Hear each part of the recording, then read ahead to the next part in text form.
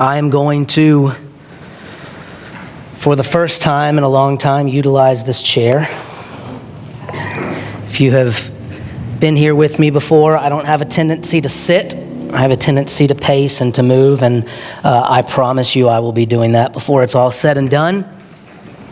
But I think that I want to open in a different manner and kind of have a little chat with us before we actually dig into what I think that we can learn from today.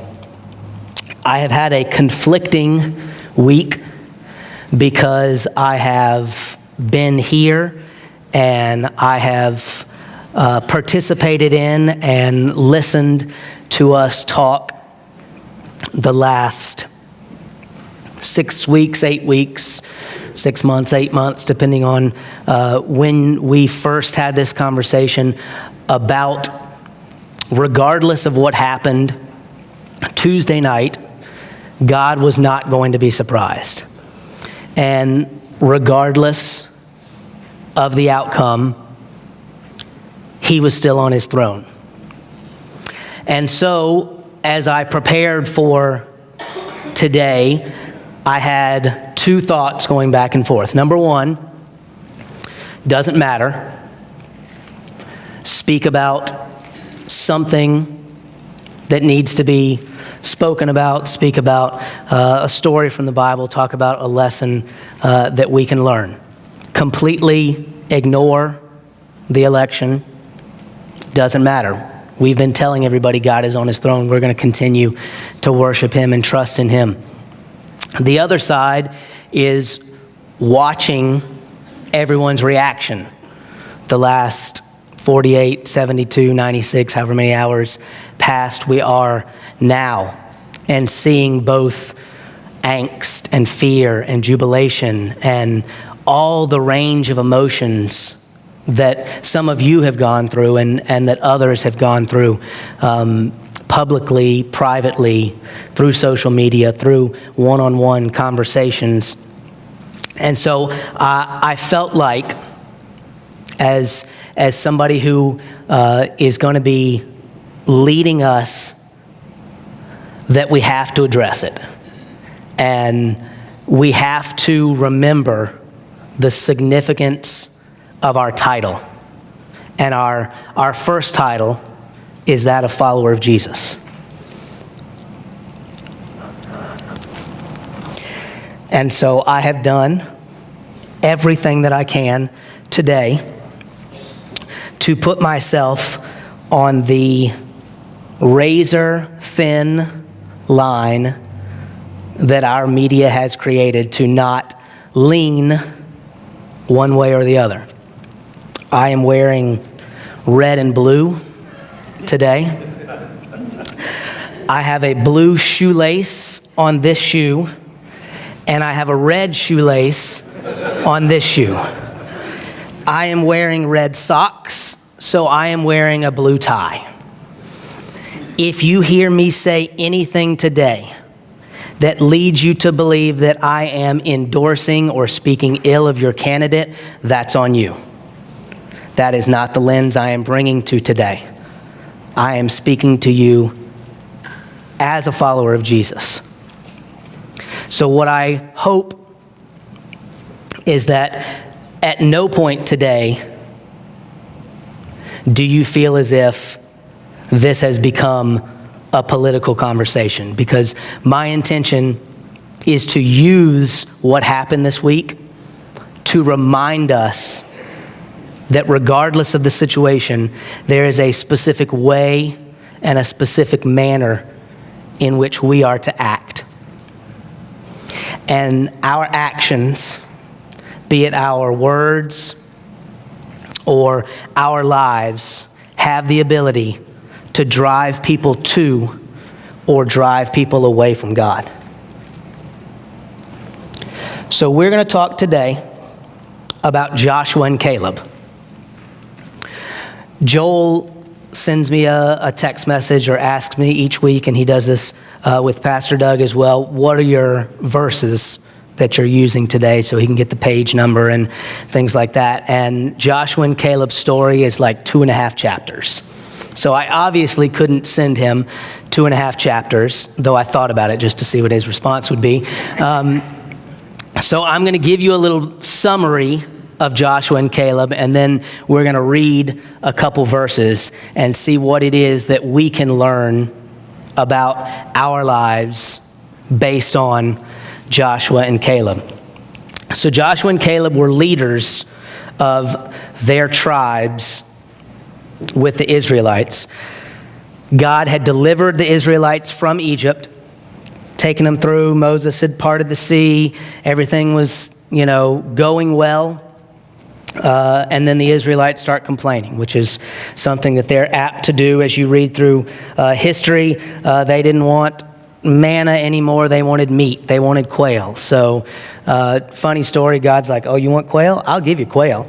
And the Bible says that quail appeared 3 feet deep for as far as one could walk in an entire day. So, I guess that's a careful what you ask for type of thing there.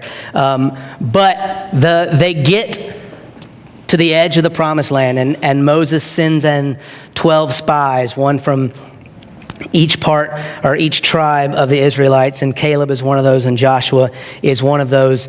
And they go and they're gone for, I believe, 40 days, and they come back and they report. 10 of the spies talk about how wonderful the land is. It's flowing with milk and honey. It's an amazing place, but these people are giants. They're going to squash us. We look like grasshoppers. We can't do it.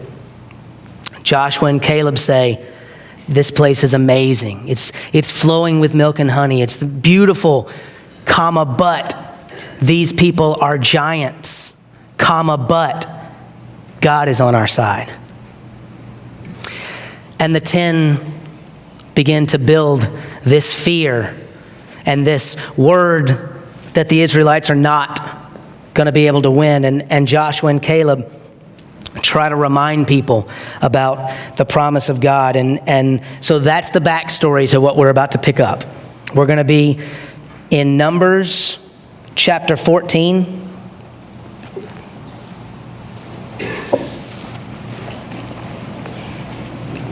It is on page 147 in the Pew Bible. And we're going to read verses 1 through 12.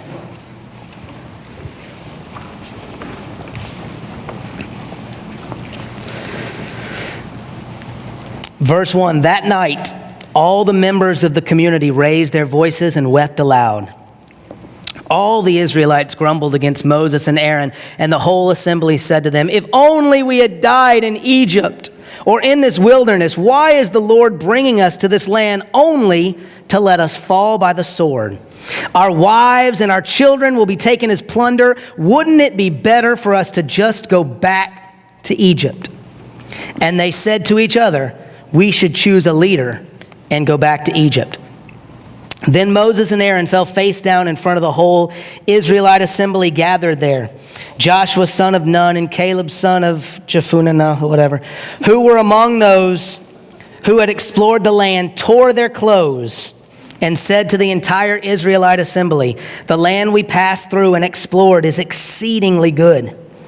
If the Lord is pleased with us, he will lead us into that land, a land flowing with milk and honey, and will give it to us. Only do not rebel against the Lord, and do not be afraid of the people of the land, because we will devour them. Their protection is gone, but the Lord is with us. Do not be afraid of them. But the whole assembly talked about stoning them. Then the glory of the Lord appeared at the tent of meeting to all the Israelites. The Lord said to Moses, how long will these people treat me with contempt? How long will they refuse to believe in me in spite of all the signs I have performed among them? I will strike them down with a plague and destroy them, but I will make you into a greater nation and stronger than they. We go on to read that Moses advocates for the people and says, God, give them another chance. Give them another chance. What God decides is that anyone who is 20 or older loses out on the opportunity to go into the promised land because they opted not to follow Joshua and Caleb. And I think one thing we need to look at, regardless of what category you fall into, one who supported Clinton, one who supported Trump, one who voted third party, we have to act like Joshua and Caleb. And what we see in this description of Joshua and Caleb is that they made a passionate plea for their side. They didn't win, and they continued trusting God. Imagine what they must have been going through. Imagine what it's like to know that you are right beyond a shadow of a doubt and not get to win. How frustrating is that? I am Joshua. I am Caleb. I know God has given me this land. But there are other people that are allowing fear and are allowing the majority to make the decision, when I know, as Joshua and Caleb, it's the wrong decision. And I still have to suffer the consequences. You know, we're going to have to suffer through what happened this week again in 4 years. It's just how the process works. Caleb and Joshua had to suffer through the results of the majority's fear for 40 years. We're going to go through and we're going to look in a minute for how they reacted. But I think that what we have to remember is when we look at how they reacted, Joshua and Caleb had to watch for 40 years their friends and their family die because they allowed fear and they allowed the majority to trump what they knew God's promises to be. So I'm going to have two words or two lessons that we need to implement based on how we voted. Number one, if we are going to act like Joshua and Caleb and we supported Trump, the first thing that we see about Joshua and Caleb is that they did not lord it over people that they were right. They knew that they were right, but they didn't for 40 years dance the I told you so dance. They didn't remind everybody how right they were. I know that baseball is America's pastime, and I really love baseball, but right now it's hard to argue that football is not America's most popular sport. And there are some of us that really like the energy and the showmanship and the extra entertainment that football players bring to the game. We like to see the choreographed dances when they make the touchdown. We like when they catch an 8-yard pass and they stand up and go, first down. Some of us not so much. Some of us wish they'd just chill out because they're supposed to catch the 8-yard pass. They're supposed to get the first down. That's actually the referee's job to point. They don't have to point. And if you are in that second camp, probably something that you have said or that you have heard said is act like you've been there before. And that is basically, if you are so good and you score so many touchdowns or you make so many first downs or you have so many sacks, it's just commonplace to you. You don't have to celebrate and show everybody how amazing you are by your dance, because you expect to score a touchdown the next time you step on the field, and then the next time you step on the field, and then the next time you step on the field.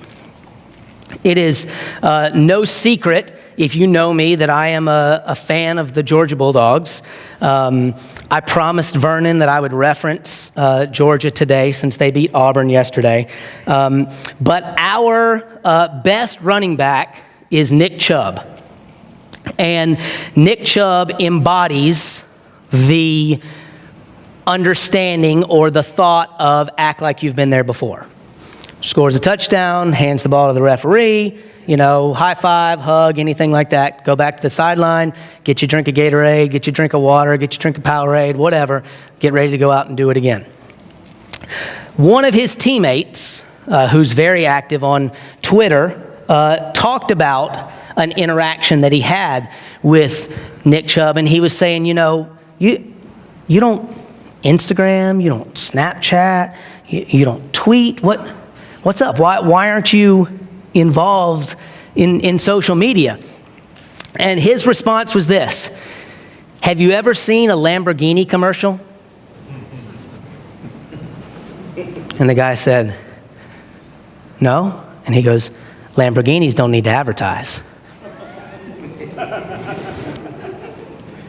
Saying what I think is an important takeaway for us today. Nothing can be benefited by posting on social media.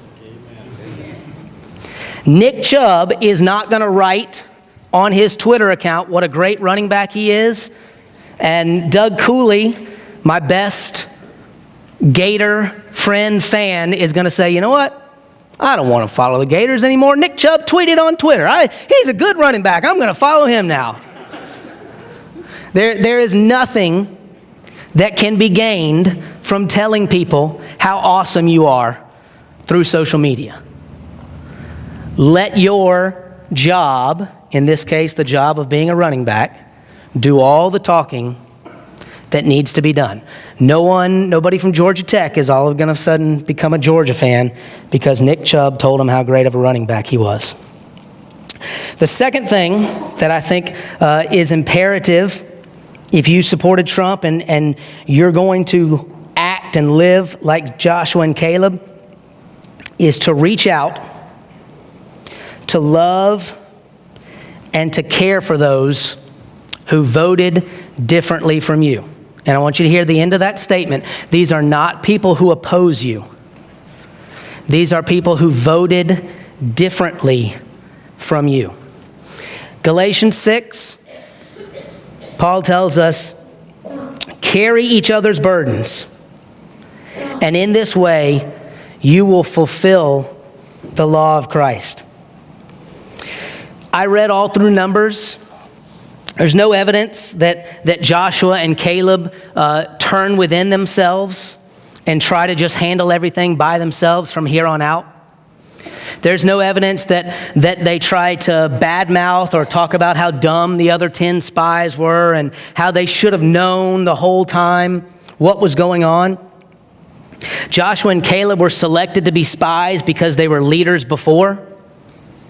And we see when they are able to get into the promised land, they remain leaders. Nothing about those 40 years changed their outlook. They were leaders before.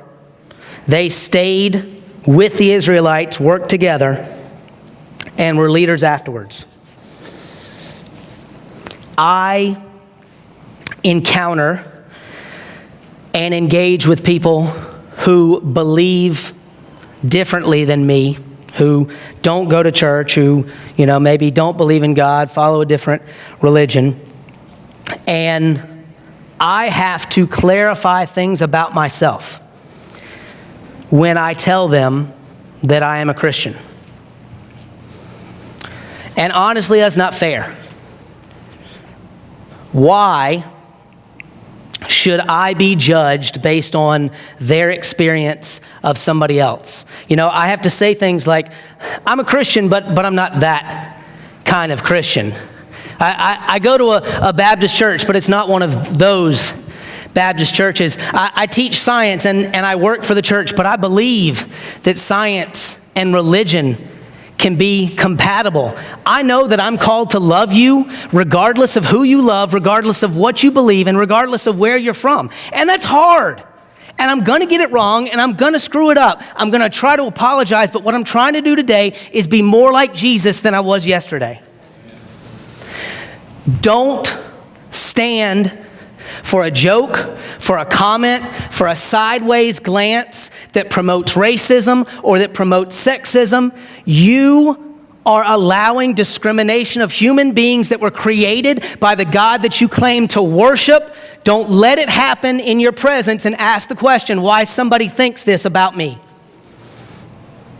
It is significant that we carry each other's burdens, that we stand up for each other, that we love each other, regardless of if someone voted the same way you did or if they voted differently from you.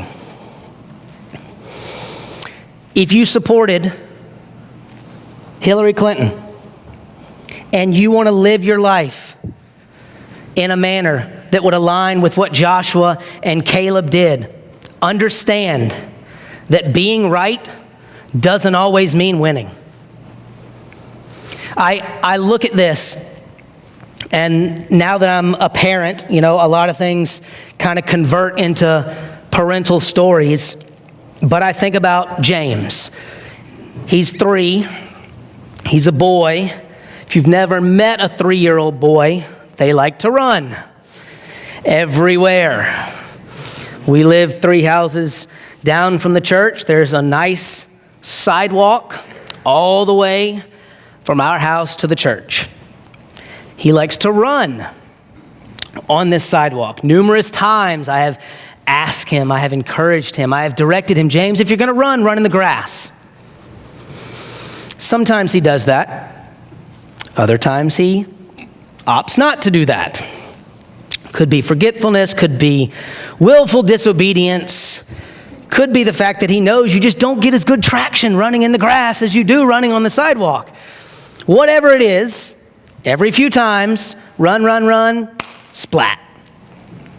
Scratched knees, scratched hands, scratched knees and hands. But I'm there to pick him up. I'm there to clean him off.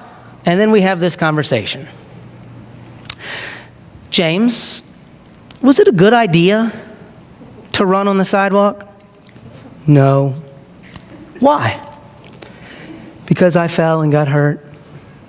Right. What are you going to do next time? Run in the grass. Awesome. Good job. I still have to clean him up. I still have to wipe all the cuts off. I still have to put the Band-Aid on and figure out if it's a Batman Band-Aid or a Superman Band-Aid. I know he's going to take it off in 10 minutes, and he's going to want another one back on in 20 more minutes. I can very easily pick him up, set him on the grass, and only allow him to run on the grass. But I'm trying to build this ability for him to be able to start making good decisions. And I know he's 3, and that's probably a losing battle, but eventually he's going to be 18, he's going to be 21, he's going to move out of the house. And I don't want to start that process of working him to start making good decisions when he's 13. I want to start it early and let him learn.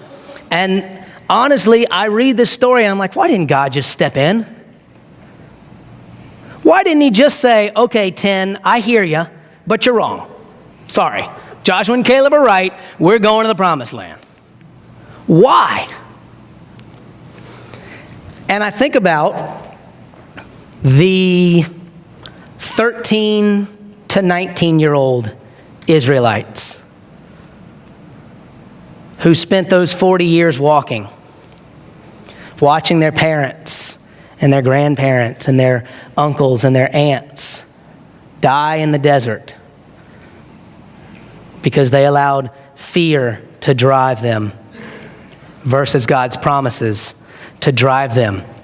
And I believe that subset of Israelites told that story over and over and over again.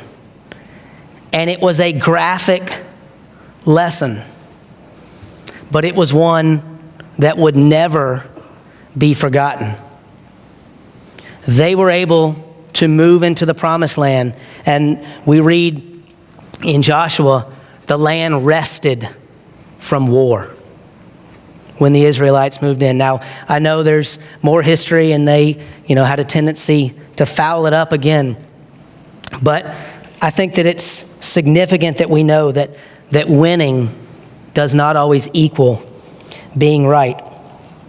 The second thing, if you supported Hillary Clinton, that you need to know if you're going to act like Joshua and you're going to act like Caleb, is that when it's your turn, you need to be prepared.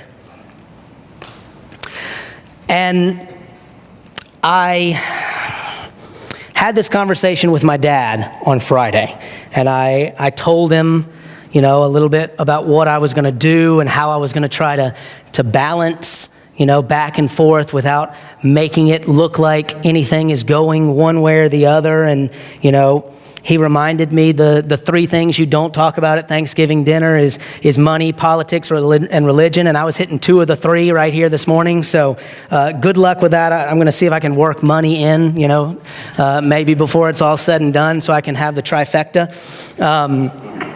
But he directed me to a verse that I hadn't found, that I hadn't gotten to. And you don't need to turn there because I'm going to skip over some of the names that I can't read or pronounce. But this happens when the Israelites are in the promised land. And I just want to read this quick story to you, and it's specifically about Caleb. It says, "Now the people of Judah approached Joshua, and Caleb said to him, 'You know what the Lord said to Moses. I was 40 years old when Moses sent me to explore the land, and I brought him back a report according to my convictions. But my fellow Israelites who went with me made the hearts of the people melt in fear. I, however, followed the Lord my God wholeheartedly. So on that day Moses swore to me, the land on which your feet walked will be your inheritance and that of your children forever. Now, just as the Lord promised, he has kept me alive for 45 years since the time he said this to Moses, while Israel moved about in the wilderness. So here I am today, 85 years old, ! I am still as strong today as the day Moses sent me out. I am just as vigorous to go out to battle now as I was then. Now give me this hill country that the Lord promised me that day.'" Caleb wandered with the Israelites for 40 years, constantly being ready. When it was his turn, age didn't matter. The battle didn't matter. I'm a science teacher, not a history teacher, but you attacking somebody who's in the hills doesn't go well. When you read on, that was actually where the most giants were located. Not only were they the biggest, they had the best stronghold. Caleb says, "Let me have it. Let me at them. Let's go. I'm ready." When it's your turn, be prepared. Be prepared to do what God calls you to do. If you supported a third party and you are going to act like Joshua and Caleb, I actually struggle with how to give you advice, because you are the one person who walked into the voting booth knowing that your guy or your girl had 0% chance of winning. I know that's probably not math correct, 0.00001 chance of winning. And I admire the fact that you voted for someone that you knew didn't have a chance of winning. So I can't tell you some of the same things that being right doesn't always mean winning, because you know that. I think what I can tell you is that your job is to facilitate and to assist building bridges, not furthering the divide. Because it's really easy, I think, if we're not paying attention, to be that guy or that girl that goes, "Well, you can't blame me. I didn't vote for either one of them." That's on y'all. but that doesn't help.